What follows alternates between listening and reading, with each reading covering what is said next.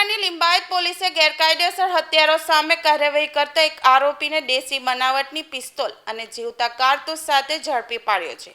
પોલીસને મળેલી બાતમીના આધારે હાથ ધરાયેલી કાર્યવાહી દરમિયાન આરોપી પાસેથી ટીગરવાળી દેશી હાથ બનાવટની પિસ્તોલ તેમજ 3 જીવતા કારતૂસ મળી આવ્યા હતા। પકડાયેલા આરોપીની ઓળખ મુઝફર રઝા ઉર્ફે અજ્જુ રશીદ શેખ તરીકે થઈ છે। આરોપી ગેરકાયદેસર રીતે હથિયાર રાખીને ફરતો હોવાની માહિતી મળતા લિંબાયત પોલીસની ટીમે તેને ઝડપી પાડ્યો હતો। તપાસ દરમિયાન તેની પાસેથી મળેલા હથિયાર અને કારતૂસ જપ્ત કરી કાયદેસરની કાર્યવાહી હાથ ધરવામાં આવી છે। આ મામલે લિંબાયત પોલીસ સ્ટેશનમાં આર્મ્સ એક્ટ હેઠળ ગુનો નોંધી આરોપીની ધરપકડ કરવામાં આવી છે। હાલ પોલીસ આરોપી પાસે હથિયાર ક્યાંથી આવ્યું, તે કોની પાસેથી મેળવ્યું હતું અને તેનો ઉપયોગ કોઈ ગુનાહિત પ્રવૃત્તિમાં કરવાનો ઈરાદો હતો કે નહીં તે સહિતના મુદ્દાઓની સઘન તપાસ કરી રહી છે।